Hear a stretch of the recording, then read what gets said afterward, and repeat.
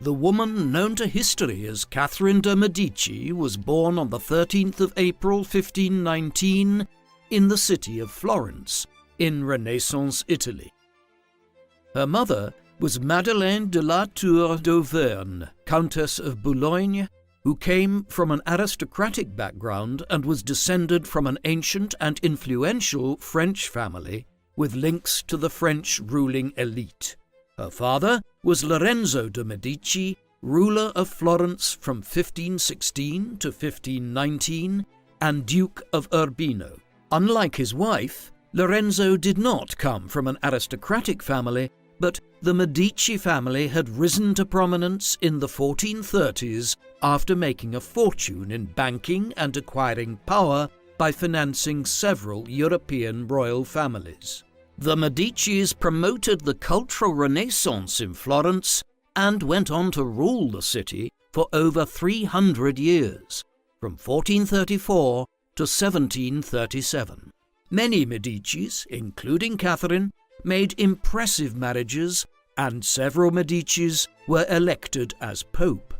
Catherine's parents had been married for a year before her birth. Their union had been planned as part of an alliance between King Francis I of France and Lorenzo's uncle, Pope Leo X, against their mutual rival Holy Roman Emperor Maximilian I. As a result of her father's heritage, Catherine was perceived as a noblewoman, but not as a member of the upper echelons of the Italian aristocracy. However, her family did wield huge power, wealth, and influence, which would be important in securing Catherine an advantageous match when she reached marrying age. Catherine was an only child and was orphaned not long after her birth. Her mother died of either puerperal fever, caused by an infection picked up during childbirth, or the plague only a few days after Catherine's birth on the 28th of April 1519. Her father died 21 days after his daughter's birth, possibly from syphilis, on the 4th of May 1519 at the Villa Medici at Careggi in Florence. He was buried in the Medici chapel of Florence's Church of San Lorenzo, which was adorned, in true Medici style, with Michelangelo's sculpture Penseroso, which represented the Duke. Lorenzo's tomb has often been confused with that of his illustrious grandfather, Lorenzo the Magnificent, which also had a Michelangelo sculpture. Catherine spent her childhood passing between various prominent relations, including her paternal grandmother Alfonsina Orsini and, after she died in 1520, her aunt Clarice de' Medici, where she was raised along with her cousins. She was raised as a Roman Catholic and received an education befitting a noblewoman from nuns in Florence and Rome. In line with the expectation that Catherine would make an advantageous marriage, possibly to a foreign prince, she would have been taught to speak fluently in Italian, French, and Latin at the very least. Grand plans for Catherine's upbringing had been made by more than just her grandmother and aunt. King Francis I of France had wanted Catherine to be raised at the French court, no doubt in order to see her married to a French aristocrat or even one of his own sons. But Pope Leo X blocked this scheme as he planned to have her marry Ippolito de' Medici, Lord of Florence. Pope Leo made Catherine Duchess of Urbino in line with this plan, but then annexed most of the Duchy of Urbino in the name of the Papal States, reducing her status. After the death of Pope Leo X in 1521, Medici power in the Vatican was interrupted until Cardinal Giulio de' Medici was elected as Pope Clement VII in 1523. It was during this period, between the Medici popes, that Catherine's status as Duchess of Urbino became contentious. The title and lands of the Duke of Urbino were given to Francesca Maria I della Rovere by Pope Leo's successor, Adrian VI. The Florentine people continued to refer to Catherine as Duchessina, meaning the Little Duchess. referencing her claim to the Duchy of Urbino. During this time, Catherine stayed in the Palazzo Medici Riccardi, the first Medici palace, the occasional workplace of great artists like Donatello, Michelangelo and Botticelli, and the modern-day seat of local government in Florence. In 1527, the Medicis were overthrown in Florence by a faction which opposed Pope Clement's representative, Cardinal Silvio Passerini. Catherine was taken hostage and moved from convent to convent. Finally, she found consistency and peace at Santissima Annunziata delle Murate for 3 years, a period which she described as the happiest of her entire life. This momentary interlude in a life defined by political maneuverings must have seemed tranquil. However, the city of Florence was not permanently lost to the Medicis. With an eye on Europe-wide political events, and in order to gain support for the recapture of Florence, Pope Clement crowned the Holy Roman Emperor and King of Spain Charles V in an elaborate and sacred ceremony in the San Petronio Basilica in Bologna on the 24th of February 1530. The coronation aimed to heal the political and religious divides which had blown up when the mutinous Spanish, German and Italian troops of Charles V had sacked Rome in 1527. The alliance would also be used against the threat posed by the Ottoman Turks, who were seeking dominance in Eastern Europe and had reached Vienna, an important royal city in the Holy Roman Empire, in 1529. Charles V's military support in Florence was well rewarded, as Charles V was the last Holy Roman Emperor to be awarded the honour of being crowned by a pope. The retaking of Florence began in October 1529 and lasted until the city surrendered on the 12th of August 1530. During the siege, there were calls for Catherine's execution, and even for her naked exposure and use by the troops for sexual gratification. But this period of siege and her residence in Santissima Annunziata delle Murate ended for Catherine when Pope Clement called her to Rome in 1530 in order to find her a husband. While in Rome at the bequest of Pope Clement, Catherine had many suitors. The most illustrious of her suitors was King James V of Scotland, who sent the Duke of Albany to arrange the marriage on 2 separate occasions, once in April 1530 and again 7 months later in November. Although Catherine did not marry the eager Scottish king, their stories would later become entwined when Catherine helped to raise his daughter, Mary Queen of Scots. A second influential suitor was Henry, Duke of Orlean, second son of King Francis I of France and the future King Henry II. Henry belonged to the Valois dynasty, which had ruled France since the 14th century. By early 1533, Henry was openly courting her, and he was to be a fortuitous match for the wealthy but common-born Catherine. Catherine de' Medici and Henry, Duke of Orleans, were married at Église Saint-Ferréol-les-Augustins in Marseille on the 28th of October 1533, when Catherine was 14. The wedding was an extravagant affair with a grand display of gift-giving and festivities which went on late into the night. The couple and their distinguished guests celebrated with dancing and feasting, and Henry jousted, his favourite pastime, for his new wife's hand. After leaving the ball, the couple consummated their marriage apparently under the watch of King Francis I, who was determined to see the union properly joined. That morning, the couple were visited and blessed in their marital bed by Pope Clement. In the first year of marriage, Catherine saw little of her husband, who openly took mistresses. It was said that Henry was gloomy and introverted because he had spent 4 years as a captive in Spain during the formative years of his youth, that Catherine's intelligence, wit, and keenness to please made favourable impressions on the ladies of the French court. However, this favourable start to her life in France was quickly reversed. The death of her uncle Pope Clement on the 25th of September 1534 undermined Catherine's position and influence at court. The situation worsened when Pope Clement's successor, Alessandro Farnese, broke off the alliance with France and ceased to pay Catherine's large dowry. King Francis I apparently lamented Catherine's reversal of fortune and the marriage which had once seemed so fortunate by announcing, "The girl has come to me stark naked." As well as her tenuous position as a now dowryless foreigner, Catherine was also under huge pressure to provide the Valois dynasty with the heir and spare which would ensure the dynasty's survival. The stakes were even higher in France, as under Salic law, an ancient Frankish civil law code, only males could ascend the throne. Catherine greatly desired a son, a blessing which would cement her position in France, but in the first 10 years of their marriage, the couple had no children at all.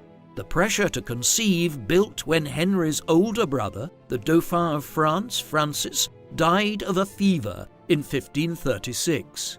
Rumours began to spread that either Catherine or the Holy Roman Emperor Charles V had poisoned the Dauphin. Catherine became the sole target of blame for the lack of a legitimate heir when Henry publicly acknowledged his affair with Philippa Ducie and the birth of his daughter Diane in 1537. It was at this time that divorce was discussed, and many clamoured for Catherine to be sent back to Italy. In a period when witch hunting was reaching its peak, rumours that Catherine practised witchcraft began to circulate, feeding into the image of her as the Black Queen, which has persisted to today. As a woman's role was viewed in terms of her ability to create and sustain life, infertile women were seen as unnatural and as witches with the opposite power, that of destroying health, life, and fertility. Catherine's connection with the astrologer and seer Nostradamus, and even more suspicious Ruggieri brothers, who it was believed engaged in necromancy and the black arts, did little to help Catherine's reputation. After trying every natural and superstitious remedy for inducing pregnancy, including drinking mule's urine, Catherine finally gave birth to her first child and son, Francis, on the 19th of January 1544. She went on to have a daughter, Elizabeth, on the 2nd of April 1545, and a further 8 children, 7 of whom survived infancy. She succeeded in providing the dynasty with 5 boys who could inherit the throne: the future Francis II, Louis, the future Charles IX, the future Henry III, and Francis, Duke of Anjou. The future of the Valois dynasty was now secure, but Catherine's pregnancies did nothing to improve her marriage. Her husband was devoted to his favourite mistress, Diane de Poitiers, who was 19 years his senior. Catherine's influence was rooted solely in her motherhood, as her husband ignored her, and she would later become very skilled at presenting herself as the devoted mother of future kings and of France itself. The death of King Francis I on the 31st of March 1547 made Catherine Queen Consort of France.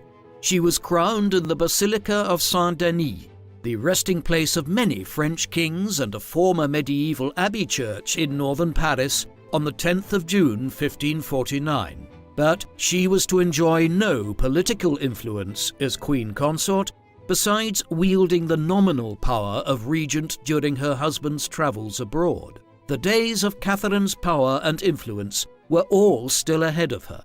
Instead of utilizing the wisdom and skill of his wife, Henry promoted the influence of his mistress, Diane de Poitiers, giving her the chateau of Chenonceau. It was even reported by the imperial ambassador that Henry would sit on Diane's lap, discuss politics with her, and stroke her breasts when in company. Diane did not see Catherine as a threat, having already essentially usurped her position and privileges as the wife of the king.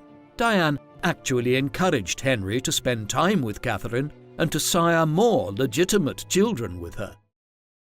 In 1556, Catherine almost died in childbirth. The royal surgeons only saved her life in a terrible exchange for the life of one of her twin girls, Joan, who died in the womb, while Victoria survived, but only for 7 more weeks.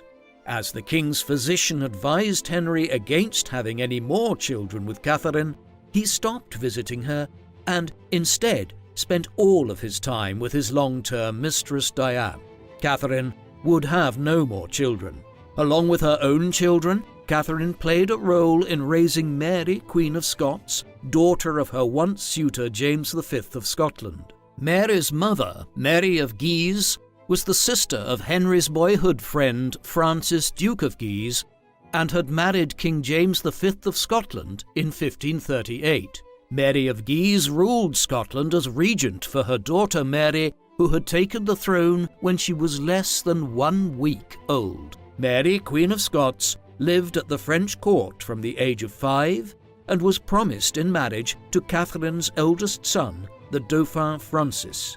Francis and Mary were married on the 24th of April 1558, when Francis was 15 years old and Mary was 17 years old. They would be married for only 2 years due to the premature death of Francis.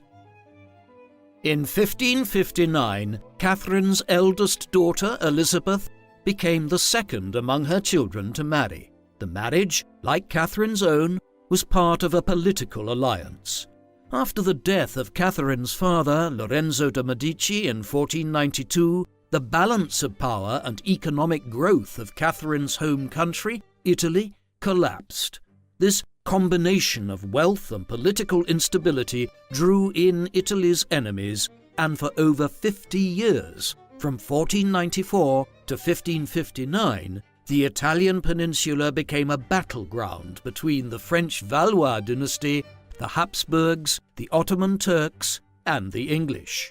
These long Italian wars, sometimes called the Habsburg-Valois Wars, were brought to an end on the 3rd to the 4th of April 1559, when Henry II signed the Peace of Cateau Cambrésis with Philip II of Spain and Elizabeth I of England. The treaty was sealed with the marriage of the 13-year-old Elizabeth to King Philip II of Spain, a fellow Catholic. The union was celebrated in Paris on the 22nd of June 1559 with 5 days of jousting, festivities, balls and masks, a form of courtly entertainment from Italy in which participants dance and exchange gifts with their host while in disguise. Despite the lavishness of the entertainments, the marriage was only a proxy wedding, as the couple themselves were not present. Henry took part in the celebratory jousting, boldly wearing his mistress Diane's black and white colours. He was victorious against his friend the Duke of Guise and the Duke of Nemours, but was knocked off his saddle by Gabriel de Lorge, the Earl of Montgomery, in an honourable joust. Insisting on riding out again against Montgomery, Henry's face was shattered by Montgomery's lance.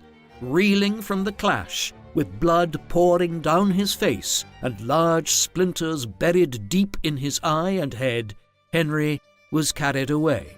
Catherine, Diane, and Francis the Dauphin are said to have all fainted at the terrible sight.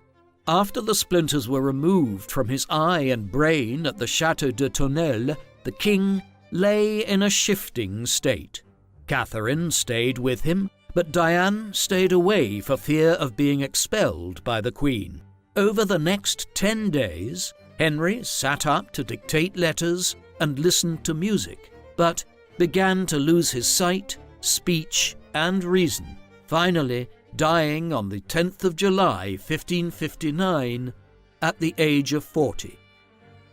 From this day, Catherine adopted the broken lance as her emblem, inscribed with the words Lacrimae hinc hinc dolor, meaning, "From this come my tears, my pain," and wore mourning black for the rest of her life in memory of her husband.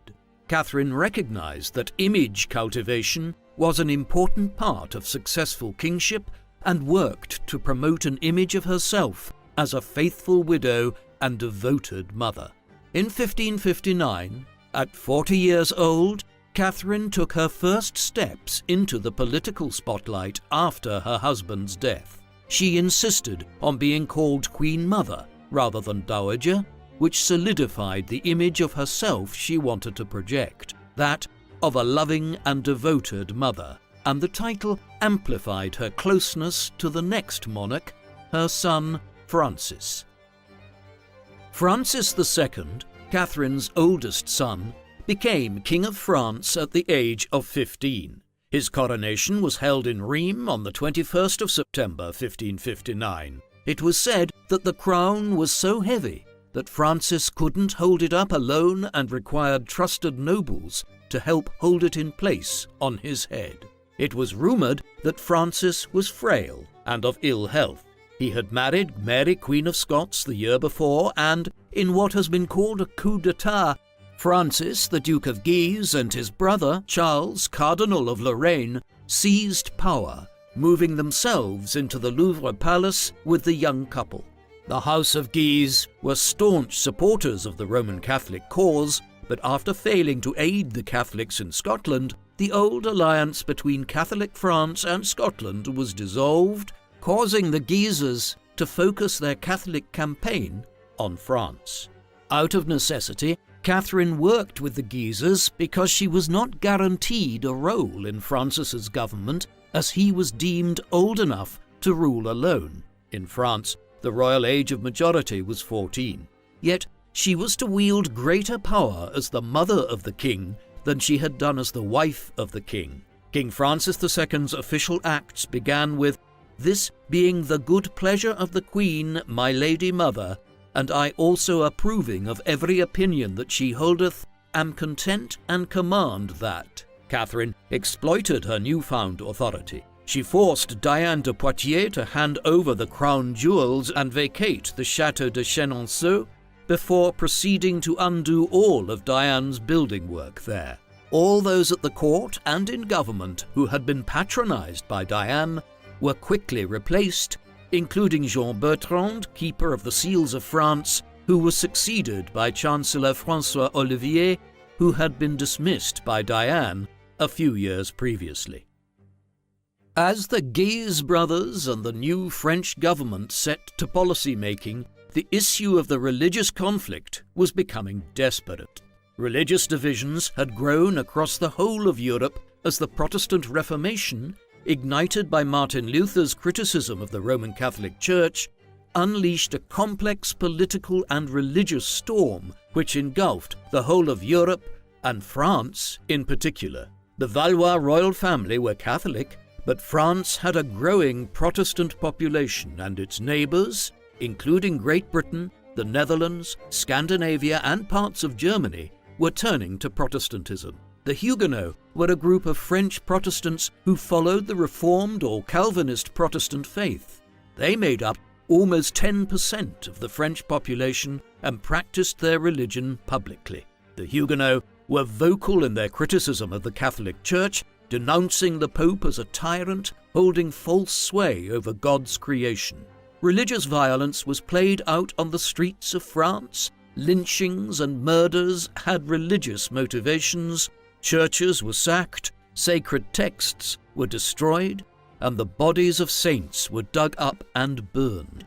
Clearly, the government had to do something, but the policies of the Guise brothers did not at all fit with Catherine's preferred course of action. The Guise brothers began persecuting Protestants, but Catherine adopted a more moderate stance and spoke out against the persecutions. Although she had been raised as a Roman Catholic and had been related to several popes, the depth of her religious conviction was questioned as she prioritized peace over religious principles. Whether her conciliatory policy was rooted in her lack of religious conviction, her belief in freedom of worship, desire for peace at any cost, or, more likely, her political acumen, Catherine succeeded in crafting a place for herself in the political sphere in opposition to the Guises. The hardline stance taken up by the Guise brothers fueled the conflict. The Huguenots looked to Antoine de Bourbon, King of Navarre, and then to his brother Louis de Bourbon, Prince of Condé, for support to topple the Guises.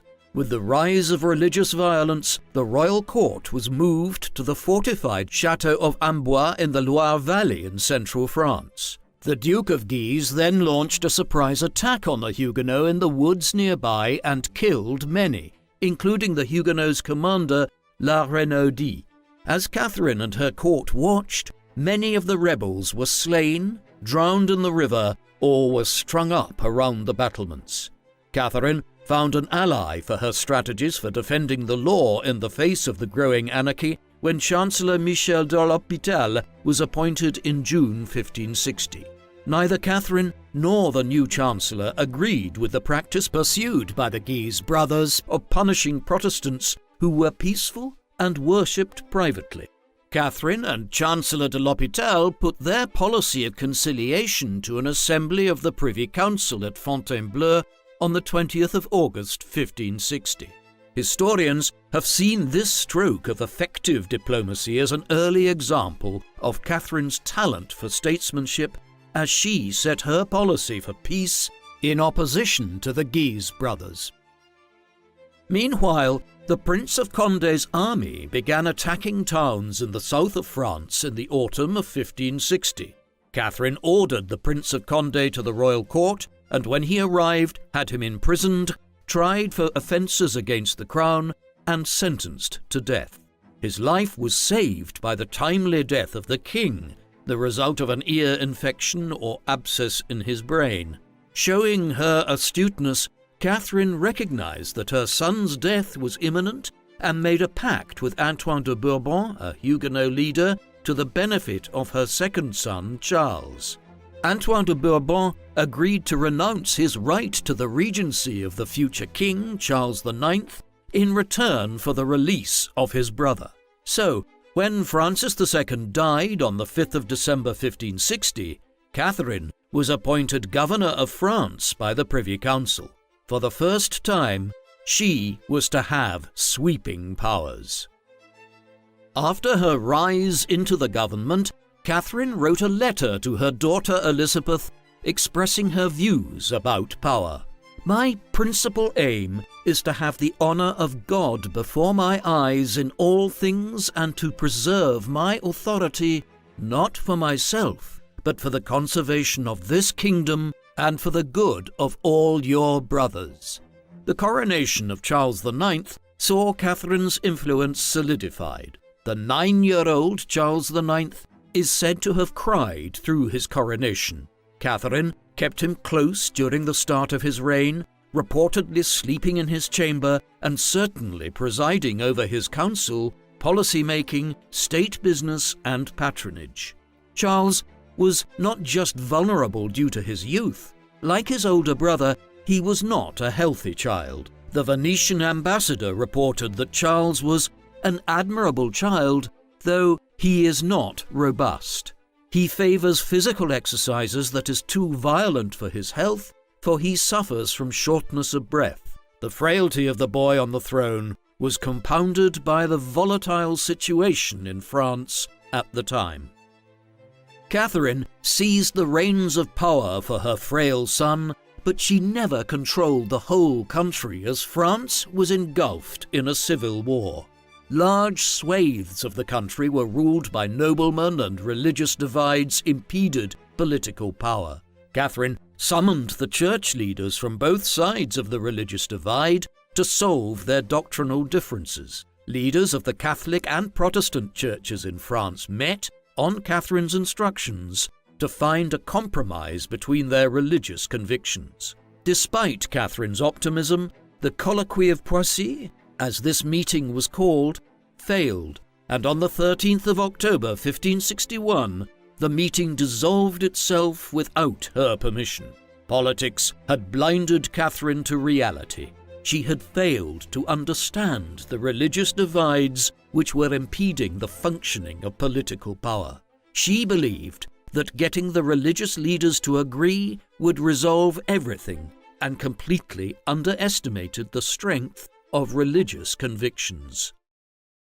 In an attempt to make a success of her conciliation policy, Catherine issued the Edict of Saint-Germain in January 1562. The edict aimed to promote tolerance between the religious groups and pacify the Protestants. However, the massacre of Vassy on the 1st of March 1562 undid all her efforts. The Duke of Guise and his men attacked worshipping Huguenots in a barn at Vassy, killing 74 and wounding 104. Guise was treated as a hero by the Parisian population. The Huguenots called for revenge. For the next 30 years, France flitted between states of outright civil war and an uneasy truce. Within a month of the infamous massacre of Vassy, Huguenots Louis de Bourbon and Admiral Gaspard de Coligny had raised an army of 1,800 and formed a useful alliance with England. The Duke of Guise's hard-line policy towards the Huguenots fueled Huguenot victories, who began seizing town after town. Catherine met with Admiral Coligny to find a compromise, but the talks reached a stalemate, and Catherine resorted to meeting violence with violence. The royal army struck swiftly, laying siege to Huguenot-held Rouen. Catherine visited the field herself against the warnings of her advisors and attended the deathbed of Huguenot leader Antoine de Bourbon, King of Navarre, when he was fatally wounded. But the Catholic triumph was short-lived, as on the 18th of February 1563, a spy, Poltrot de Méré, killed the Duke of Guise with an arquebus, the first gun fired from the shoulder and resembling a rifle at the siege of Orlean, triggering a blood feud amongst the aristocratic families on either side of the religious divide. Catherine was delighted at Guise's death, as his hand was removed from her son's government. She reportedly told the Venetian ambassador that if Monsieur de Guise had perished sooner, peace would have been achieved more quickly. Finally, the war was brought to an end on the 19th of March 1563 with the signing of the Edict of Amboise, also known as the Edict of Pacification. But France's problems were not over, as the English retained a power base on the French coast, so Catherine rallied both Huguenot and Catholic forces to retake Le Havre from the English. These successes did not change the fundamental fact that Catherine's power was not her own.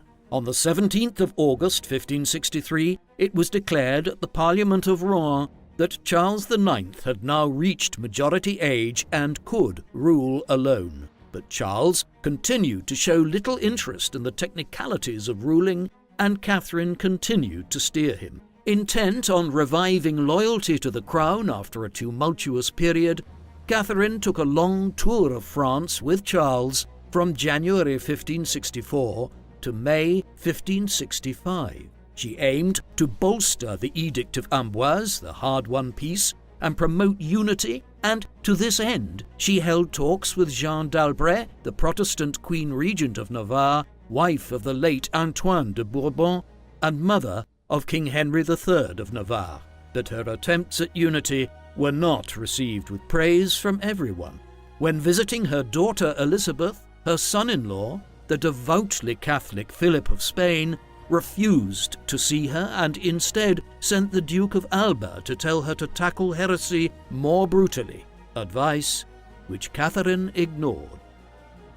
Catherine's conciliatory policies were failing to bring the religious conflict to an end. On the 27th of September 1567, the Huguenots attempted to ambush the king, an event known as the Surprise of Meaux, and the civil war continued. The French court fled to Paris to escape the encroaching violence. Bloodshed and civil unrest continued well after another peace settlement was agreed, the Peace of Longjumeau on the 22nd to 23rd of March 1568. The Surprise of Meaux marked a turning point in Catherine's policy towards the Huguenots. she finally abandoned her policy of compromise for one of repression once the Huguenots had targeted the king. In June 1568, she told the Venetian ambassador that the Huguenots were traitors and praised the Duke of Alba's reign of terror in the Netherlands, where Calvinists and rebels were executed in their thousands. The royalist army forced the Huguenots to retreat to the fortified stronghold of La Rochelle on the west coast, where Jeanne d'Albret and her 15-year-old son Henry of Navarre joined them. Around this time, Jeanne wrote to Catherine expressing her desire to die rather than abandon her God and religion. Catherine, who had always underestimated the religious conviction of the Huguenots, decried Jeanne as the most shameless woman in the world. Catherine saw Jeanne's decision to rebel as a deliberate dynastic threat rather than a move fueled by religious conviction. But, despite Catherine's anger, fighting on was no longer an option. On the 8th of August 1570, the Peace of Saint-Germain-en-Laye was signed because the royal army had run out of money. Despite Catherine's decision to pursue a more hard-line policy, this latest peace actually conceded wider toleration to the Huguenots than ever before. Whether this was the result of the throne's weak negotiating position or part of Catherine's old and preferred conciliatory policy is unclear. With a temporary peace in place, Catherine sought to bolster Valois interests and power by setting up several grand dynastic marriages. In 1570, King Charles IX married Elizabeth of Austria, daughter of Maximilian II, Holy Roman Emperor, in a proxy wedding in Speyer in modern-day Germany.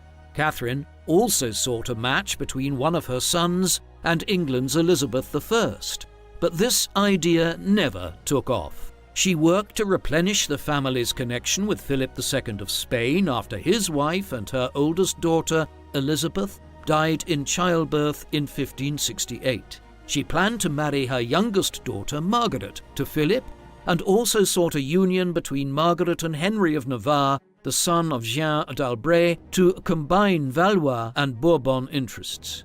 However, Margaret was secretly involved with Henry of Guise, son of the late Duke of Guise, which resulted in a beating from her mother, Catherine, and her brother, the king, when they found out. Catherine succeeded in luring Jeanne to court and convinced her to agree to a marriage between Margaret and Jeanne's son, Henry, with the caveat that Henry be permitted to remain a Huguenot. The wedding that took place on the 18th of August 1572 at Notre Dame, Paris, was overshadowed somewhat by the recent death of Jeanne, who was taken ill upon her arrival in Paris. It was said that Catherine had murdered her with poisoned gloves. The rumour that Catherine had killed Jeanne d'Albret was not the most damaging rumour about her circulating that summer in 1572. Catherine's reputation was to be stained by the events of the St. Bartholomew's Day massacre, which began only days after her daughter Margaret's wedding. On the 21st of August 1572, 3 days after the royal wedding which had brought influential Huguenots to Paris, Admiral Coligny, the Huguenot leader, was shot while walking home from the Louvre. A smoking arquebus was discovered in a window, but the culprit escaped. Coligny was treated by surgeon Ambroise Paré, who removed the bullet from his elbow and amputated a damaged finger with a pair of scissors. Catherine made a tearful visit to Coligny, despite apparently receiving the news of this attack without any display of emotion, and promised revenge on his attacker. Several historians have blamed Catherine for the attack on Coligny. Others have pointed to the Guise family or to a Spanish papal plot to end Coligny's influence on the king. Whatever the truth, the bloodbath that followed grew quickly out of control. 2 days later, on the 23rd of August 1572, the St. Bartholomew's Day massacre broke out. Roman Catholic mobs murdered Protestant Huguenots en masse. Innocents were targeted, including children, the elderly, and pregnant women. Bodies were thrown into the River Seine and corpses were hung in the streets. Paintings of the carnage on the streets of Paris show unimaginable horrors, and often, such as the painting by Protestant painter François Dubois, the black-clad figure of Catherine looking coldly upon the violence. It was said that Catherine was party to Charles IX's decision to kill them all, as he aimed to strike first against an expected Huguenot revenge attack for the shooting of Coligny. The slaughter lasted for a week and spread outwards from Paris across much of France, where it lasted into the autumn, becoming a season of slaughter, as historian Jules Michelet put it. In total, approximately 3,000 Protestants were killed in Paris and a further 70,000 across the whole of France. After the bloodshed finally abated in Paris, Catherine's reputation was in tatters, but she was not downcast. Her son-in-law, Henry of Navarre, knelt at an altar as a Roman Catholic on the 29th of September, having converted to avoid death, and, as the ambassadors reported, Catherine had laughed triumphantly at the sight. The legend of the wicked Italian, the Black Queen, spread from this moment. She was accused of being a disciple of Machiavelli, of using the tactics of his treatise The Prince to remove all of her enemies in one deadly blow. It was a well-targeted criticism, given that Machiavelli had dedicated The Prince to Catherine's father, Lorenzo. The Huguenots responded to the massacre with propaganda, a tactic made doubly effective by their mastery of the relatively new art of printing with a printing press. Within weeks, propaganda papers were produced and distributed en masse, and Catherine was their natural target. In 1575, a particularly influential manuscript by an anonymous author titled Discours merveilleux de la vie, action et déportement de Catherine de Medici blamed Catherine for the massacre and denounced her as the epitome of female evil. The manuscript became a bestseller and triggered an avalanche of propaganda and accusations against Catherine.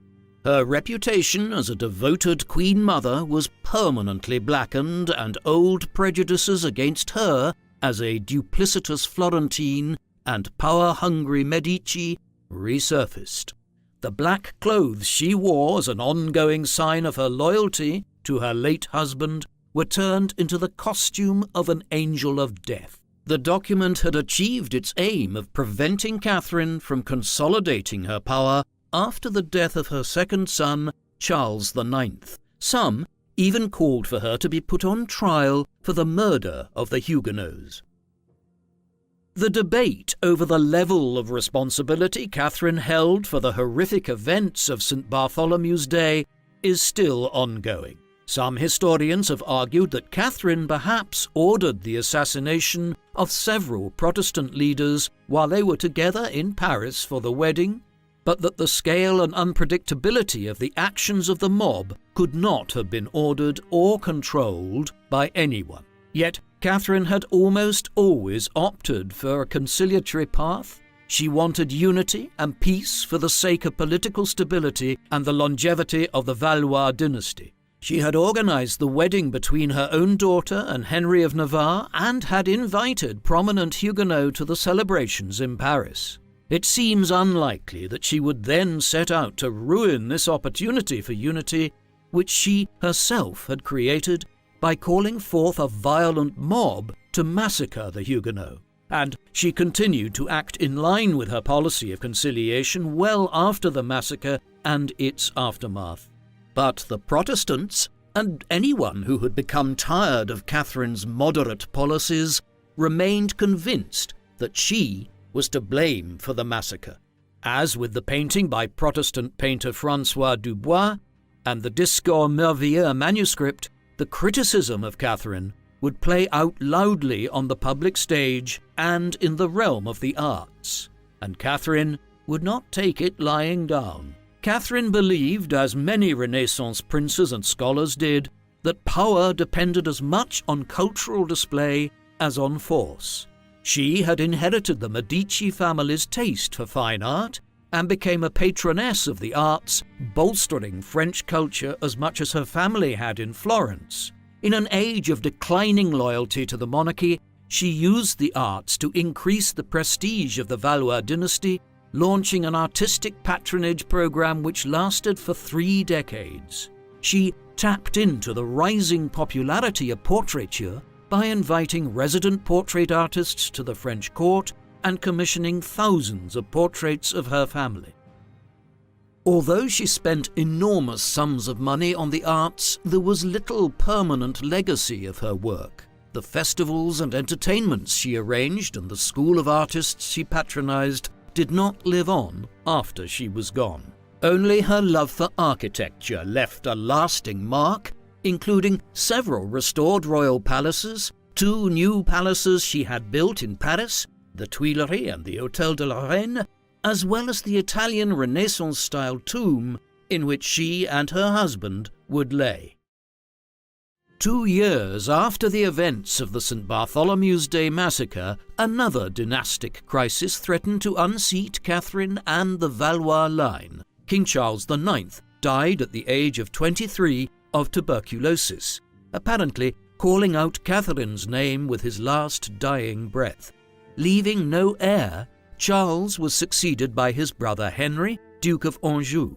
Henry was recalled from the Polish-Lithuanian Commonwealth, where he had been elected king the year before. Abandoning this throne for the crown of France, Henry came to the throne as an experienced and grown man, unlike his 2 older brothers, although Catherine was grieved by Charles's death, writing to Henry that she was grief-stricken to have witnessed such a scene and the love which he showed me at the end. It was said that Henry was her favourite son. She added in her letter to him that her only consolation is to see you here soon, as your kingdom requires, and in good health, for if I were to lose you, I would have myself buried alive with you. Despite the advantages of experience, maturity, and health, Henry proved to be as equally fitful as his brothers when it came to displaying interest in the tasks of government. Henry's disinterest in ruling was perhaps rooted in his religious devotion. He showed much more interest in displays of piety, pilgrimage, and flagellation than in the politics of ruling. Just as Francis and Charles had, Henry relied heavily on Catherine when it came to the practicalities of ruling. So, even though Catherine did not have the formal powers of a regent, as she had when Charles had ruled as a minor, she continued to hold huge power and influence over the government. Henry's coronation was held at Rheims Cathedral on the 13th of February 1575, and 2 days later he married Louise de Lorraine-Vaudemont, his choice thwarting Catherine's plans for a political marriage to a foreign princess. This marriage was a childless one, which had deep consequences for Catherine's family. Henry III's heir was his younger brother, Francis, Duke of Alençon. But instead of fulfilling his duties as Dauphin, Francis exploited the anarchy of the civil wars to his own advantage. Despite Catherine summoning him for a 6-hour telling off about his subversive behaviour in March 1578, Francis would not be stopped, and the Valois dynasty looked set to crumble. Francis allied with the Protestant princes against the crown and his brother Henry III, and besieged Paris in the spring of 1576. The resulting peace of Monsieur, Francis's nickname, and Edict of Beaulieu was granted by Catherine on the 6th of May 1576 and represented a huge concession to Huguenot demands. Protestants were now permitted to worship in public, build their own churches, and were guaranteed representation in the strongly Catholic Parliament, a guarantee which would later be rescinded by the States General of Blois and cause the return of Henry of Navarre to his Calvinist religion and to leading armed rebellion. There was also to be compensation for the families of the victims of the St. Bartholomew's Day massacre. It was said that Francis forced Catherine and Henry to pass the act. Many Catholics were extremely opposed to these concessions, and particularly to the recognition given to Protestant political organizations, and formed their own political organization called the Catholic League in protest. As well as deepening religious grievances, the peace treaty also failed to bring an end to Francis's dangerous behavior. Francis's army launched a disastrous intervention in the Low Countries in the middle of 1584, but in June of that year, Francis died of consumption.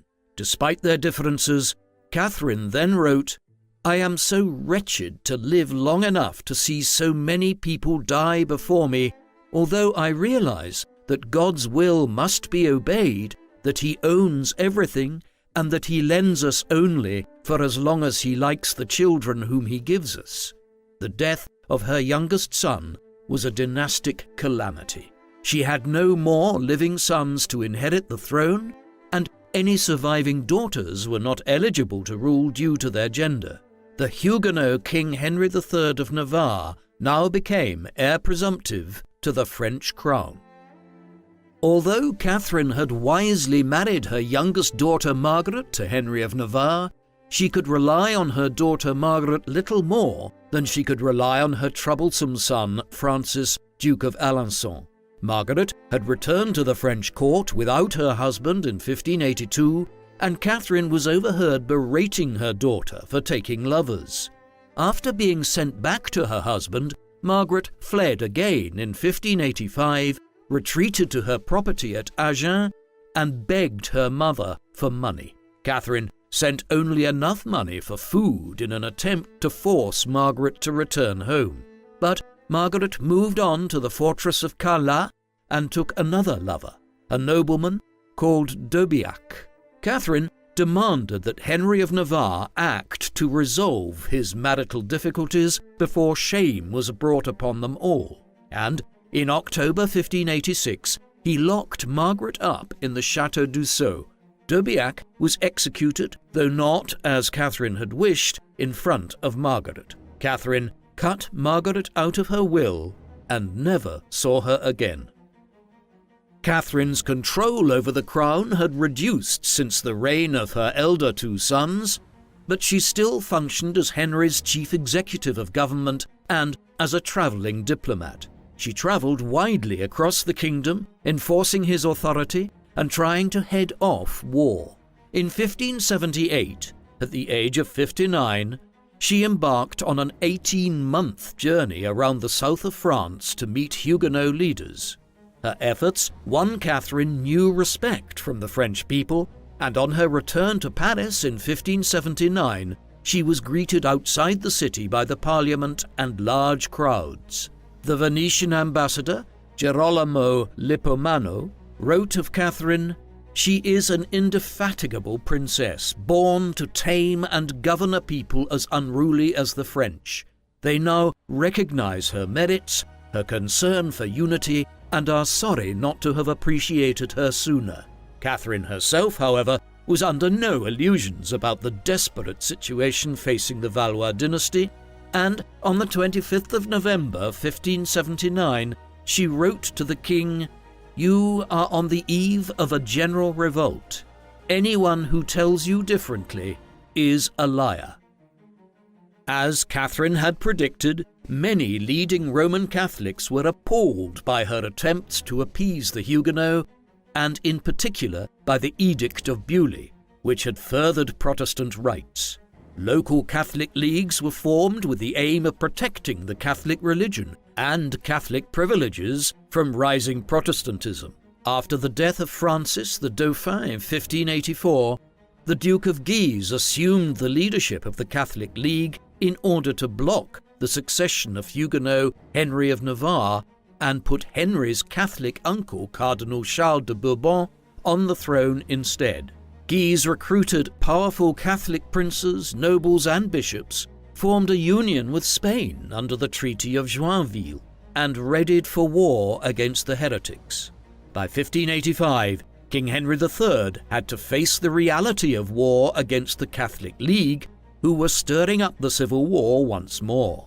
Catherine apparently counseled Henry on the delicate nature of the situation, but also warned him that peace is carried on a stick. She wrote to her favourite son to take care, especially about your person. There is so much treachery about that I die of fear. Trapped in a difficult situation, Henry was unable to fight both the Catholics and the Protestants at the same time, both of whom had larger and better resourced armies than his own. Henry decided to initially seek peace with the Catholics, and on the 7th of July 1585 signed the Treaty of Nemours, agreeing to meet all of the League's demands, even paying its troops. Then, driven by his religious convictions, Henry retreated into hiding to fast and pray, taking with him his personal bodyguard, a loyal force known as the 45, and leaving Catherine to find a resolution to what was quickly becoming a constitutional crisis. The Valois monarchy had lost control of the country. To make matters worse, a Europe-wide Catholic backlash against the Protestants was on the rise in 1587. The instability in France forced Henry III and Catherine to refuse assistance to England after the execution of Mary Queen of Scots on the 8th of February 1587 caused fury amongst the Catholic world, and the Spanish prepared to launch its armada against England. Recognizing the vulnerability of royal power in France, the Spanish ambassador apparently told King Philip II of Spain that the abscess was about to burst. The Catholic League honored their treaty with the Spanish and seized control of much of northern France to allow the Spanish Armada access to French ports. With his rule completely undermined by the Catholic League and widespread religious divisions, Henry then made several mistakes. Seeing that Paris was vulnerable, Henry hired Swiss troops to help him defend the city and himself. But the Parisians took it upon themselves to defend the city and built barricades in the streets on the 12th of May 1588. They refused to take orders from Henry and announced that they would take orders only from the Duke of Guise. Catherine reportedly forced her way through the barricades to Mass, the people acquiescing to her passing, and then, as chronicler L'Estoile reported, cried all through lunch. She later wrote to statesman and future Chancellor Pompon de Bellièvre, "Never have I seen myself in such trouble or with so little light by which to escape." Acting upon his mother's sage advice, Henry fled Paris just in time and signed the Act of Union on the 15th of June 1588, giving in to the League's latest demands to give himself the chance to fight again another day. Then Henry made his second mistake. On the 8th of September 1588, Henry dismissed all of his ministers without warning as the French court gathered for a meeting of the estates. Atypically, he had not conferred with Catherine about this decision, and she was kept in the dark about the events while she suffered from a lung infection. Henry's mistake, and the even greater one which followed, effectively ended Catherine's days of power and the Valois dynasty. At the meeting of the estates, Henry thanked Catherine for everything she had done, calling her Mother of the King and Mother of the State. Then, on the 23rd of December 1588, Henry invited the Duke of Guise to visit him at the Château de Blois. Again, without conferring with Catherine, Henry acted to resolve all of the problems facing him and made his third great mistake. As Guise entered the king's chamber for the proposed meeting, the 45, Henry's bodyguard, stabbed Guise to death, symbolically at the foot of the king's bed. Simultaneously, Henry's men captured 8 members of the Guise family, including the Duke of Guise's brother and the Cardinal of Guise, Louis II, who was later hacked to death in the palace dungeons. Once the murders were complete, Henry finally shared his decisions with Catherine, begged her for forgiveness, and excused his brash and violent scheme as an attempt to prevent Guise doing the same to him. Although Catherine's initial reaction to these events cannot be known, her son's actions had certainly not reflected her own cautious and shrewd diplomacy. On Christmas Day, she prayed with a friar and lamented, "O wretched man, what has he done? Pray for him. I see him rushing towards his ruin." When she visited her old friend Cardinal de Bourbon on the 1st of January 1589, her promise that he would be freed soon was met with the cardinal's derision as he responded, "Your words, madame, have led us all to this butchery." Catherine died only a few days later on the 5th of January 1589 at the age of 69. It is likely that she died from pleurisy, an inflammation on the lungs, the condition which had kept her bedbound in December and which had perhaps encouraged her son to move against the Duke of Guise without conferring with her first. It was generally believed that Catherine's life had been shortened by the stress and by her anger at her son's rash actions.